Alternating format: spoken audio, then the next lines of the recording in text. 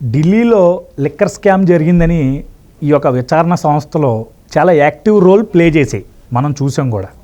అదేవిధంగా హేమంత్ సోరెన్ జార్ఖండ్ ముఖ్యమంత్రి, ఆయన తన అధికార దుర్వినియోగానికి పాల్పడ్డాడని, తన సొంత కంపెనీలకు గనులు రాయిన్ చేసుకున్నాడని చెప్పి తన ఏకంగా ముఖ్యమంత్రి పదవి నుంచి దించేశారు, అరెస్ట్ కూడా చేసేసినాయి ఈ సంస్థలు. ఇక ఇప్పుడు తమిళనాడులో శాండ్ స్కామ్ 5,000 కోట్లు అని చెప్పి ఇప్పుడు అక్కడ కూడా ఈడీ యాక్టివ్ రోల్ ప్లే చేస్తుంది. ఏదో టైంలో ఖచ్చితంగా ఎవరొకరిని ఒక బాంబు పేల్చే అవకాశం అయితే ఉందని స్పష్టంగా కనిపిస్తుంది. కానీ మన ఆంధ్రప్రదేశ్లో భయంకరమైన లిక్కర్ స్కాము, భయంకరమైన ఇసుక స్కాము, భయంకరమైన మైనింగ్ స్కాము, ఎన్జిటి ఉల్లంఘనలు ఎంత జరుగుతున్నాయి. మళ్ళీ సొంత సరస్వతి సిమెంట్స్కి అవి కూడా రాయించేసుకున్నాడు. ఇంకా అన్నీ సొంత పత్రికలకి ఈరోజు సొంత డబ్బులు వాడేస్తున్నాడు. ఇలాగా అలా ఉల్లంఘనల గురించి చెప్పాలంటే ఇంక క్వశ్చనింగ్ సరిపోదన్నమాట. సో ఇన్ని ఉల్లంఘనలు చేస్తున్న జగన్మోహన్ రెడ్డిని మాత్రం కనీసం ఇక్కడ ఒకడు అప్పులు చేస్తున్నాడు పరిధికి మించి, ఇలా దారుణంగా రాష్ట్రాన్ని నాశనం చేస్తున్నాడు. కనీసం ఒక లుక్ వేద్దామని కూడా లేదు, వదిలేశారు. ఎందుకు? ఇప్పుడు అందరి మొదలో మెదులుతున్న ప్రశ్న ఇదే. మీరేమంటారు? ఇప్పుడు ఈ యొక్క వివక్ష మరి ఈరోజు విచారణ సంస్థలు కూడా వివక్ష చూపిస్తున్నాయేమో తెలియాలి, నాకైతే తెలియదు. కానీ మీరేమంటారు ఈ వివక్ష పట్ల? మీరు ప్రశ్నలోనే ప్రస్తావించిన 3 రాష్ట్రాలు, ఢిల్లీలో ఉన్నది ఆమ్ ఆద్మీ పార్టీ ప్రభుత్వం, అరవింద్ కేజ్రీవాల్ గారి నాయకత్వంలో భారతీయ జనతా పార్టీకి కంట్లో నలుసులాగా మారిన ప్రభుత్వం. జార్ఖండ్ ఇండియా కూటమిలో ఉన్న జేఎంఎం ప్రభుత్వం, జార్ఖండ్ ముక్తి మోర్చా ప్రభుత్వం. తమిళనాడు ఇండియా కూటమిలో కీలకంగా ఉన్న డిఎంకే స్టాలిన్ గారి ప్రభుత్వం.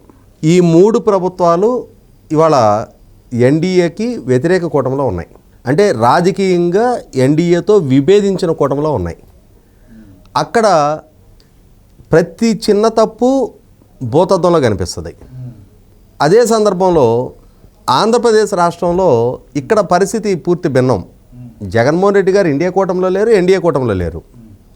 కానీ జగన్మోహన్ రెడ్డి గారి పట్ల నరేంద్ర మోడీ గారికి పుత్రవాత్సల్యం ఉంది అని చెప్పని కేంద్ర ఆర్థిక శాఖ మంత్రి నిర్మలా సీతారామన్ గారు స్పష్టం చేశారు కదా. అదే సందర్భంలో జగన్మోహన్ రెడ్డి గారు కూడా నరేంద్ర మోడీ గారు తిరుపతి పర్యటనకు వచ్చిన సందర్భంగా ఎయిర్పోర్ట్లో ఆయన కాళ్ళకి నమస్కారం చేసి ఆయన పట్ల పితృవాత్సల్యం ప్రదర్శించుకున్నాడు కదా. మరి మిగిలిన కేజ్రీవాల్ గారు, హేమంత్ సోరెన్ గారు, స్టాలిన్ గారు వాళ్ళు నరేంద్ర మోడీ గారి కాళ్ళకి నమస్కారం చేశారా? చేయరు కదా.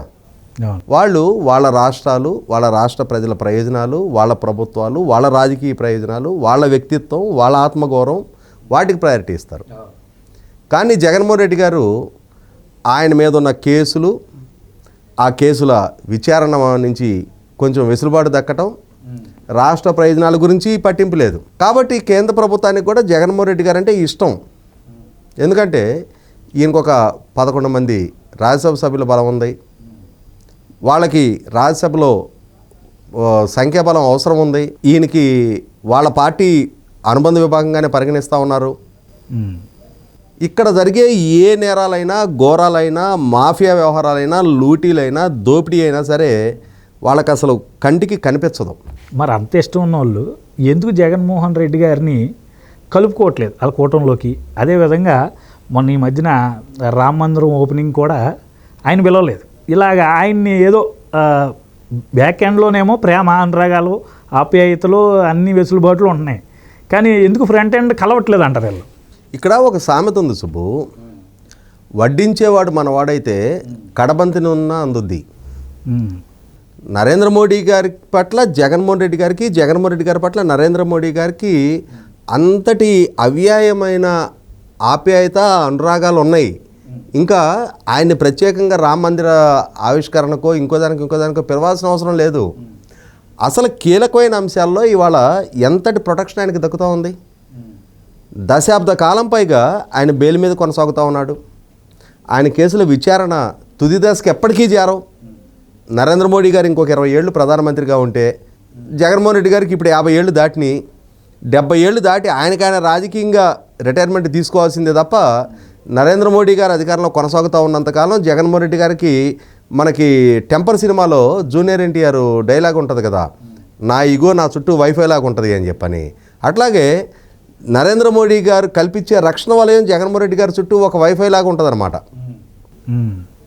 కాబట్టే జగన్మోహన్ రెడ్డి గారికి అటువంటి వెసులుబాటు ఇవాళ మీరు ప్రస్తావించింది చాలా కీలకమైన అంశాలు. ఖచ్చితంగా ఢిల్లీ మద్యం పాలసీలో అవినీతి జరిగితే అక్కడ చర్యలు తీసుకోవాల్సిందే. నరేంద్ర మోడీ గారితో రాజకీయంగా విభేదించారు కాబట్టి, రాజకీయ ప్రత్యర్థి కాబట్టి దాన్ని ఒక అలుసుగా తీసుకొని వాళ్ళని ఉపేక్షించాల్సిన అవసరం లేదు. ప్రత్యర్థుల మీద కక్ష సాధింపు చర్యలు తీసుకుంటున్నారు అని చెప్పి నింద మోయాల్సి వచ్చుద్దేమని చెప్పని ఏమాత్రం హెస్టేట్ చేయవసరలా. రాజకీయంగా అనుకూలురైనా ప్రత్యర్థులైనా సరే అధికారాన్ని అడ్డుపెట్టి అవినీతికి పాల్పడితే ఖచ్చితంగా చర్యలు తీసుకోవాల్సిందే. ఈ సందర్భంలో ఢిల్లీ మద్యం పాలసీలో జరిగిన అవినీతి మీద జరిగిన విచారణని స్వాగతిద్దాం. హేమంత్ సోరెన్ తన అధికారాన్ని దుర్వినియోగపరిచి తన సొంత కంపెనీకి మైన్స్ అలాట్ చేసుకున్న అంశాన్ని విచారించి తీరాల్సిందే, చర్యలు తీసుకోవాల్సిందే. వాళ్ళ అధికారంలో కొనసాగడానికి వీల్లేదు. అదే సందర్భంలో ఇవాళ తమిళనాడు ప్రభుత్వంలో జరిగిన ఇసుక లూటీ 4,730 కోట్ల రూపాయల అవినీతి జరిగింది. 10 మంది కలెక్టర్లు ఈ అవినీతికి ప్రోత్సాహం అందించారు అని చెప్పని ఈడీ విచారణ మొదలుపెట్టింది.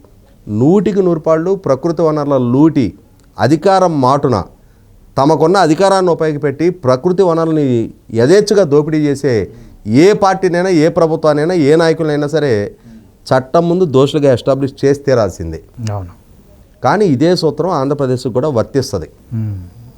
ఆంధ్రప్రదేశ్ రాష్ట్ర ఇసుక పాలసీ గురించి మాట్లాడుకుందాం, ఇసుక దోపిడీ గురించి మాట్లాడుకుందాం, ఇసుకలో జరుగుతున్న అరాచకపు లూటీ గురించి మాట్లాడుకుందాం.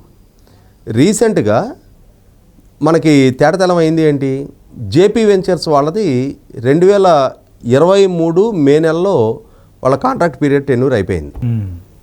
అయిపోయినా సరే ఆ తర్వాత 6 నెలల పాటు వాళ్ళ పేరిటే ఇసుక తవ్వకాలు జరిగినట్టుగా మనకి వే బిల్లులు చలామణి అవుతూ వచ్చినాయి. జిఎస్టీ చలామణి అయింది. కానీ జిఎస్టీ సబ్మిషన్స్ ఎందుకు లేవు? జేపీ వెంచర్స్ నుంచి వాళ్ళ జిఎస్టీ సబ్మిషన్స్ ఎందుకు లేవు? ఇదే జేపీ వెంచర్స్ సెబీకి సబ్మిట్ చేసిన రిపోర్టులో మేము 2021 జూన్ 30 కాంట్రాక్ట్ తీసుకున్నది వాస్తవం, కానీ బ్యాక్ టు బ్యాక్ వేరే కాంట్రాక్ట్ సంస్థకి ఇచ్చేసాము అని చెప్పని వాళ్ళు సెబీకి ఎందుకు తెలియజేశారు? ఎట్లా తెలియజేశారు అంటే సెబీకి ఇచ్చిన రిపోర్టు తప్ప, ఇక్కడ చలామణైన వే బిల్స్ తప్ప అసలు ఆ కంపెనీని ఎందుకు ప్రాసిక్యూట్ చేయాలి ఇప్పటిదాకా? అసలు ఆ కంపెనీ యాజమాన్యం ఎవరు? కంపెనీని అడ్డు పెట్టుకొని ఇంత లూటీ జరుగుతూ ఉంటే ఇక్కడ ఉపేక్షిస్తూ వచ్చిన అధికారులు ఎవరు, పాలకులు ఎవరు? అసలు ఆ దిశగా చర్యలు ఎందుకు లేవు ఇప్పటిదాకా? దండా నాగేంద్ర నేషనల్ గ్రీన్ ట్రిబ్యునల్లో కేసు ఫైల్ చేసిన తర్వాత నేషనల్ గ్రీన్ ట్రిబ్యునల్ గత సంవత్సరం 110 రీచ్లు రద్దు చేయమని చెప్పని ఆదేశాలు ఇచ్చారు. 40 రీచ్లు మాత్రమే, అది కూడా మాన్యువల్ లోడింగ్ జరగాలి అని చెప్పని స్పష్టమైన ఆదేశాలు ఉన్నాయి. అయినా సరే ఇవాళ ఇక్కడ యథేచ్ఛగా ఇసుక లూటీ జరిగిపోతుంది. రాష్ట్ర వ్యాప్తంగా 100 రీచ్ల్లో తవ్వకాలు జరుగుతూ ఉన్నాయి.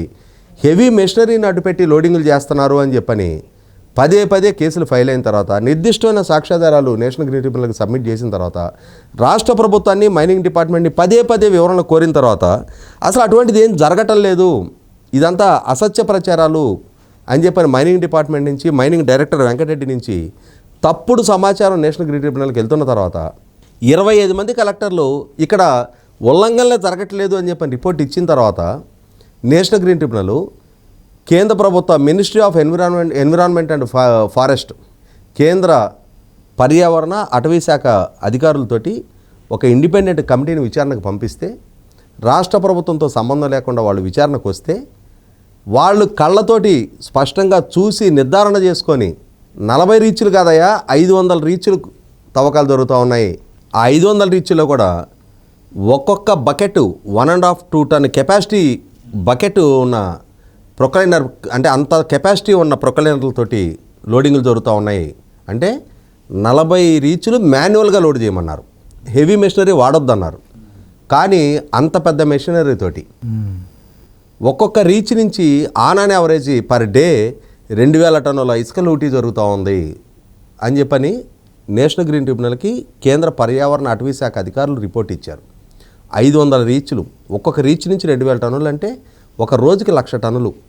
పైగా వేబిల్స్ లేవు, మాన్యువల్ వేబిల్స్, దానికి తగిన ప్రపోర్షన్లో జిఎస్టీ ప్రభుత్వానికి రావట్లేదు, రాయల్టీ రావట్లేదు. అంటే ఇక్కడ అడ్డగోలు లూటీ అని అర్థమవుతుంది కదా. ఒక్కొక్క టన్ను 475 రూపాయలు వసూలు చేస్తున్నారు రీచుల దగ్గర. అంటే రోజుకి 4.75 కోట్లు 1,00,000 టన్నులు ఇంటూ 475 రూపాయలు అంటే నెలకెంత? 150 కోట్లు, సంవత్సరానికి 1,800 కోట్లు.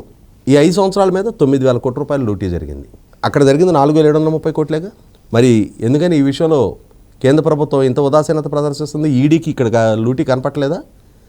ఎన్జీటీ నిర్కాంతపోయింది. ఎన్జీటీ సుప్రీంకోర్టుకి సబ్మిట్ చేయమని చెప్పింది ఇప్పుడు ఈ రిపోర్ట్ని. కలెక్టర్లు కూడా ఫాల్స్ ఇన్ఫర్మేషన్ 25 మంది కలెక్టర్లు ఫాల్స్ ఇన్ఫర్మేషన్ ఇచ్చారు. ఇదొక అంశం.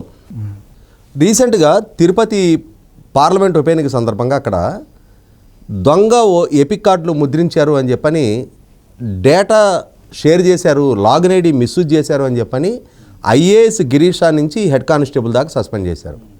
కానీ ఎవరికి షేర్ చేశారు? ఆ ఓటర్ ఐడీలు ముద్రించింది ఎవరు? అంతిమంగా అక్కడ ఓట్లు వేయించుకున్నది ఎవరు? ఆ లబ్ధి పొందిన రాజకీయ నాయకులు ఎవరు? అసలు ఈ చౌర్యానికి పాల్పడ్డ రాజకీయ నాయకులు, నేతలు ఎవరు? వాళ్ళ మీద ఎందుకు కేసులు బుక్ చేయలేదు? వాళ్ళ మీద ఎందుకు చర్యలు లేవు? అక్కడ ఎన్నికల్లో నెగ్గిన అభ్యర్థి, దానికి ప్రోత్సహించిన స్థానిక ఎమ్మెల్యేల పుత్ర సంతానం ఇప్పుడు ఎమ్మెల్యేలుగా పోటీ చేయబోతున్న వాళ్ళు, వీళ్ళు కదా అసలు బాధ్యులు. ఇవాళ తప్పు చేసిన అధికారులని సస్పెండ్ చేశారు. తప్పు చేసే నాయకులు, చేయించే నాయకులు, వాళ్ళ మీద ఎందుకు చర్యలు? వాళ్ళు కదా అసలు చేసలు దోషులు. వాళ్ళ ఆదేశాలు కదా ఈ అధికారులు పాటించింది. ఎందుకని వాళ్ళ మీద చర్యలు, కేసుల్లో ఇప్పటిదాకా? అటువంటి వాళ్ళని ఎన్నికల్లో పోటీ చేయకుండా డిబార్ చేస్తూ ఎలక్షన్ కమిషన్ కఠినమైన నిర్ణయాలు ఎందుకు తీసుకోవట్లా? ఇక్కడ కేంద్ర ప్రభుత్వ ఉదాసీనత కనపట్టలేదా?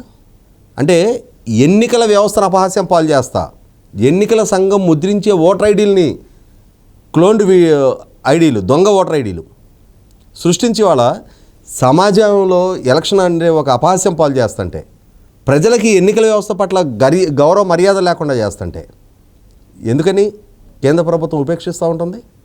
ఇక్కడ ప్రజలకు అనుమానాలు బలపడతా ఉన్నాయి. ఇక లిక్కర్ కుంభకోణం స్వయాన భారతీయ జనతా పార్టీ రాష్ట్ర శాఖ అధ్యక్షురాలు వారే స్పష్టంగా తెలియజేయడం జరిగింది.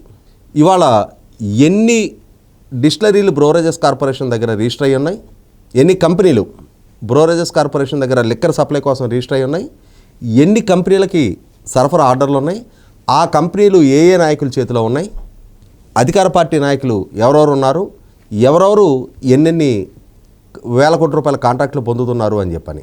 అంటే స్పష్టంగా అధికార దుర్వినియోగం జరుగుతుంది. మద్యం పాలసీ మాటున ఒక విచ్చలవిడి దోపిడీ జరుగుతుంది. ఓన్లీ క్యాష్ ట్రాన్సాక్షన్స్ నడుస్తున్నాయి. ఒక పారదర్శకత లేదు. బ్రోవరేజెస్ కార్పొరేషన్ ద్వారా భవిష్యత్తు మద్యం ఆదాయాల మీద వేల కోట్ల రూపాయలు అప్పులు తెస్తూ ఉన్నారు. మద్యపాన నిషేధం చేస్తానని అధికారంలోకి వచ్చిన ప్రభుత్వం ఈరోజు రాష్ట్ర మద్యం పాలసీని తమ జేబు సంస్థగా మార్చుకున్నారు. ఇవాళ ఏ డిస్టిలరీ ఎన్ని వేల కోట్ల రూపాయల మద్యం సరఫరా చేస్తుందో పారదర్శకత లేదు. అకౌంటబిలిటీ, ప్రజలకు అసలు సరైన సమాచారం లేదు. ఈ అంశాలన్నీ రాష్ట్ర భారతీయ జనతా పార్టీ రాష్ట్ర శాఖ అధ్యక్షురాలు గారు కేంద్ర ప్రభుత్వానికి తెలియజేశారు. ఎందుకని చర్యలు? ఇక్కడ ఇంకొక అంశం కీలకంగా ఈ మధ్యకాలంలో ఎన్నికలు సమీపిస్తూ ఉన్నాయి. ఒక పక్క అధికార పార్టీ నాయకులు జగన్మోహన్ రెడ్డి గారు, మేనత్త విమల గారు, మంత్రి జోగి రమేష్ గారు, ఎమ్మెల్యే ద్వారంపూడి చంద్రశేఖర్ రెడ్డి గారు లాంటి వాళ్ళు క్రిస్టియన్ కోటాలు ఏర్పాటు చేసి, ఫాస్టర్లతో సమావేశాలు ఏర్పాటు చేసి, జగన్మోహన్ రెడ్డి గారు క్రిస్టియన్ కాబట్టి క్రిస్టియన్లందరూ జగన్మోహన్ రెడ్డి గారు కొట్టేసి గెలిపించండి అని చెప్పని మతపరమైన అప్పీలు చేస్తూ ఉన్నారు. ఇవాళ మతపరమైన అప్పీలు, కులపరమైన అప్పీలు చేస్తే ఆ పార్టీలని, ఆ నాయకుల్ని డిస్క్వాలిఫై చేయడానికి ఎన్నికల వ్యవస్థలో కఠినమైన చట్టాలు ఉన్నాయి. ఎందుకని జగన్మోహన్ రెడ్డి గారి మీద చట్టాలు ప్రయోగించట్లా? ఇవాళ వివిధ ఎమ్మెల్యేలు, మంత్రులు, ముఖ్యమంత్రితో సహా ప్రభుత్వం నుంచి జీతం తీసుకుంటున్న వాలంటీర్లు మన పార్టీ కార్యకర్తలు అని చెప్తున్నారు. ఇవాళ సమావేశాలు ఏర్పాటు చేసి వాళ్ళకి బహిరంగంగా గిఫ్ట్లు పంచుతున్నారు, డబ్బులు ఇస్తున్నారు, ప్రలోభ పెడుతున్నారు. అసలు ఈ డబ్బులకు సోర్స్ ఎక్కడిది? వాటిని ఆరాధిస్తున్నారా, నిగ్గు తెలుస్తున్నారా? అసలు ఎన్నికల ముందు ఈ ప్రలోభాల పర్వానికి తెరలేపుతున్నప్పుడు ఈ అభ్యర్థుల్ని డిస్క్వాలిఫై చేసే ప్రయత్నం ఎందుకు చేయట్లా? ఎలక్షన్ కమిషన్ కఠినంగా ఎందుకు వ్యవహరించట్లా? ఇవన్నీ చూస్తుంటే 100కి 100 పాళ్ళు జగన్మోహన్ రెడ్డి గారి ప్రభుత్వం ఏ తప్పన్న చేయి కేంద్ర ప్రభుత్వానికి అది ఒప్పుగానే కనిపిస్తుంది. మరి ఇక్కడ జరుగుతున్న అవినీతి వాళ్ళకి అసలు అది చాలా నీతిగా కనిపిస్తుంది. ఇక్కడ జరుగుతున్న అరాచకాలు, అక్రమాలు వాళ్ళకి చాలా నీతివంతంగా కనిపిస్తున్నాయి. ప్రజలు ఎటువంటి ఇబ్బందులు, కష్టాలు, కడగంటలు ఎదుర్కొన్నట్టుగా కనిపిస్తూ ఉంది. కానీ ఇక్కడ రాష్ట్ర భారతీయ జనతా పార్టీ నాయకత్వం మాత్రం విమర్శలు ఎక్కువ పెడతా ఉన్నారు. అమిత్ షా గారు, నడ్డా గారు రాష్ట్రానికి వచ్చినప్పుడల్లా వైసీపీ ప్రభుత్వం అరాచకాలు, ఆక్రమణలు, అవినీతి, ఇవన్నీ ఒక లిస్టు చదువుతూ ఉన్నారు. మరి వాటి మీద చర్యలేవి? ఇవాళ మీరు నేను ఆరోపణలు చేసి అమిత్ షా గారు కూడా ఆరోపణలు చేసేటప్పుడు ఇంకా వాళ్ళకి ఆ ప్రభుత్వం ఎందుకు, అధికారాలు ఎందుకు, వ్యవస్థలు ఎందుకు, ఈ విభాగాలు ఎందుకు వాళ్ళ చేతిలో? సిబిఐనే తరిమేశారు కదండి, అది అసలు కనీసం డిస్కషన్ కూడా లేదు జాతీయంగా. ఇవాళ ఇంత వివక్ష జగన్మోహన్ రెడ్డి గారి పట్ల అంటే ఆపేక్ష ప్రదర్శిస్తున్నారు. మిగిలిన రాష్ట్రాలతో పోల్చి చూసుకున్నప్పుడు జగన్మోహన్ రెడ్డి గారి దగ్గరికి వచ్చేటప్పటికి ఉపేక్షిస్తున్నారు. ఆయన పట్ల అవ్యాజమైన ప్రేమ కనపరుస్తూ ఉన్నారు. ఖచ్చితంగా ఇది భారతీయ జనతా పార్టీ నాయకత్వానికి ఒక మాయన మచ్చలాగా మిగిలిపోవటం ఖాయం. ఇటువంటి అవినీతిని ఉపేక్షిస్తూ మైకి దొరికిన ప్రతి సందర్భంలో నరేంద్ర మోడీ గారు, భారతీయ జనతా పార్టీ నాయకులు నీతి, నిజాయితీ, మేము శుద్ధపోసలం అని చెప్పని ఇటువంటి కబుర్లు చెప్పినా కూడా వినటానికి ప్రజలకు చాలా ఇబ్బెట్టుగా ఉంటుంది.